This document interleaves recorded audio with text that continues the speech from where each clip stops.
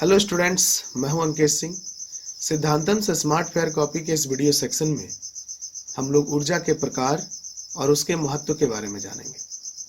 वैसे पिछले क्लासेज में हम लोग समझ चुके हैं कि ऊर्जा है कार्य करने की क्षमता। जैसे हमें अपने शारीरिक कार्यों के लिए ऊर्जा की जरूरत पड़ती है, वैसे ही भौतिक कार्यों के लिए भी ऊर्जा की जरूरत होती है। जैसे कि हम लोग खाना पकाते हैं या फिर गाड़ियों को चलाते हैं।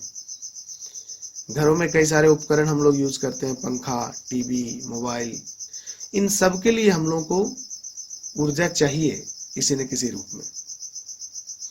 जैसे जैसे हम लोग विकसित होते जा रहे हैं, वैसे वैसे हमारी ऊर्जा की जो जरूरतें हैं वो भी बढ़ रही हैं। लेकिन समस्या यह है कि जो ऊर्जा के मुख्य स्रोत हैं वो लिमिटेड है, यानी कि सीमित मात्रा में, और हम लोग खर्च कर रहे हैं तेजी से। तो ऐसे में जो समस्या उत्पन्न हुई है वह है ऊर्जा संकट। ऊर्जा संकट से निपटने के लिए हम लोगों को तेजी से ऐसे सोर्स चाहिए ऊर्जा के जो निकट भविष्य में खत्म नहीं होने वाले हों, और दूसरा, हम ऊर्जा के स्रोतों का उचित इस्तेमाल करें। ऊर्जा का उचित इस्तेमाल करें, इसे हम लोग बर्बाद ना करें। तो इसके लिए जरूरी है कि हम लोग ऊर्जा के बारे में जानें, उसके यूज के बारे में जानें, और साथ में हम लोग को यह भी पता रखना होगा कि ऊर्जा स्रोत के विकल्प क्या क्या है।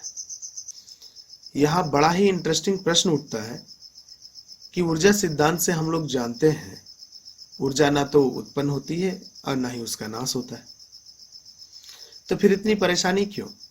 हम लोग ऊर्जा संकट की बात क्यों कर रहे हैं? हम लोग चाहे कितना भी यूज कर लें ऊर्जा का, ऊर्जा तो खत्म होगी नहीं।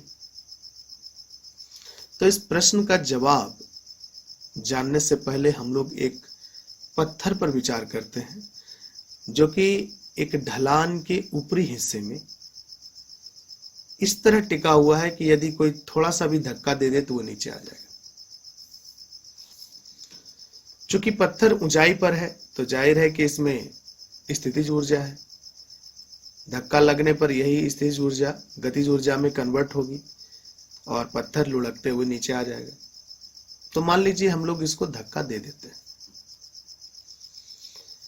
तो इसकी स्थितिज ऊर्जा धीरे धीरे गतिज ऊर्जा में कन्वर्ट हो रही है और यह नीचे की ओर लुढ़क रहा है। लुढ़कने के क्रम में यह ढलान के सतह से भी रगड़ खा रहा है, जिसके कारण उसमें ऊर्जा भी उत्पन्न हो रही है। साथ में कुछ ध्वनि भी उत्पन्न हो रही है। पत्थर के लुढ़कने से कुछ आवाज भी सुनाई पड़ रहा है, यानी कि कुछ ऊर्जा ध्वनि ऊर्जा में भी कन्वर्ट हो रही है। अब सवाल उठता है कि क्या इस गतिज ऊर्जा, उष्मीय ऊर्जा और ध्वनि ऊर्जा को फिर से समेटकर इसको कन्वर्ट कर सकते हैं हम लोग स्थितिज ऊर्जा में? नहीं ना। यानी कि हम लोग कह सकते हैं कि स्थितिज ऊर्जा से गतिज ऊर्जा, ध्वनि ऊर्जा या उष्मीय ऊर्जा को प्राप्त करना आसान है, लेकिन फिर से इसे पुराने रूप में कन्वर्ट करना मुश्किल है। तो ऊर्जा के इस तरह दो रूप हो जाते हैं। एक रूप जिसका हम लोग अलग अलग तरीके से यूज कर सकते हैं, अलग अलग रूपों में बदल करके हम लोग उसे बदल सकते हैं आसानी से उष्मीय ऊर्जा में, गतिज ऊर्जा में, प्रकाश ऊर्जा में, ध्वनि ऊर्जा में। तो ऐसे रूप को कहते हैं बहुउपयोगी रूप। और ऊर्जा के कुछ ऐसे रूप भी हैं जिनका हम लोग उपयोग नहीं कर पाते। ऐसे को कहते हैं हम लोग कम उपयोगी रूप। कम उपयोगी रूप का अर्थ यह है कि इसका हम लोग कन्वर्जन नहीं कर सकते अलग अलग रूपों में, जबकि बहुउपयोगी रूप का अर्थ है इसका हम लोग कन्वर्जन कर सकते हैं अलग अलग रूपों में। तो ऊर्जा के जो बहुउपयोगी रूप है वो कुछ स्रोत में जमा है, जिसे हम लोग कहते हैं ऊर्जा स्रोत। हमें जिस पदार्थ या जिस प्रक्रम से ऊर्जा प्राप्त होती है उसे कहते हैं ऊर्जा स्रोत।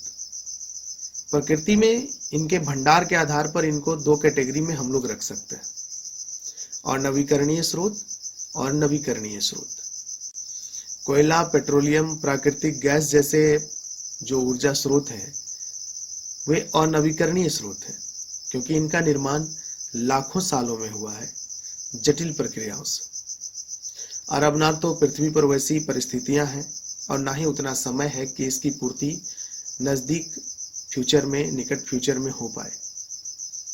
इसलिए इन्हें हम लोग कहते हैं अनवीकरणीय स्रोत। लेकिन इसके विपरीत कुछ ऐसे स्रोत भी हैं जिनका यदि हम लोग लगातार यूज करते भी रहें तो भी निकट भविष्य में वे खत्म नहीं होने वाले।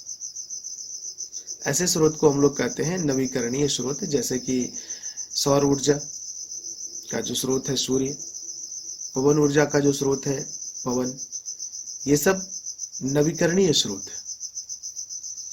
हालांकि हम लोग की जो ऊर्जा डिपेंडेंसी है, जो हम लोग ऊर्जा के लिए निर्भर करते हैं, उनमें से ज्यादा स्रोत हैं अनवीकरणीय।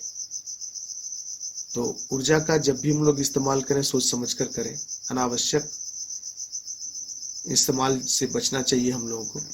जैसे कि अब पानी गर्म किया हुआ है तो उसी को बार बार गर्म कर रहे हैं, ये ठीक नहीं है, ऊर्जा का व्यय है ये। इसी तरह ट्रैफिक सिग्नल रेड है लेकिन फिर भी लोग अपनी गाड़ी को ऑन करके रखते हैं ट्रैफिक पर, तो यहाँ भी तो ऊर्जा की बचत नहीं हो रही है ना, यहाँ भी तो ऊर्जा का हम लोग गलत इस्तेमाल कर रहे हैं। तो ये ध्यान देना होगा। छोटी छोटी बातें हैं लेकिन बहुत ही महत्वपूर्ण बातें हैं। हम लोग अपनी आने वाली पीढ़ियों के लिए ट्रस्टी के रूप में है। ऊर्जा स्रोत का हम लोग को देखभाल करना चाहिए और ये ध्यान रखना चाहिए कि हम लोग इसका ऑप्टिमम इस्तेमाल करें और अपने आगे आने वाली पीढ़ियों के लिए भी कुछ ऊर्जा स्रोत हम उनके लिए छोड़ें। ये हमारा कर्तव्य है। तो चलिए, एक नैतिक जिम्मेदारी भी एक नागरिक के रूप में हम लोग को लेनी है। केवल पढ़ाई ही नहीं करनी है बल्कि इन बातों को अमल में भी लाना है। और हाँ, इस चैप्टर के जो क्वेश्चन आंसर्स हैं उन्हें भी याद रखना है। ऊर्जा पर जो क्वेश्चन आंसर्स आए हैं उनको सेपरेट टॉपिक में रखा गया है सिद्धांतम से स्मार्ट फेयर कॉपी में। ऑब्जेक्टिव तो है ही, इंपॉर्टेंट पॉइंट्स भी हैं, उन्हें भी याद कर लीजिए। अच्छे मार्क्स लाइए। Thank you.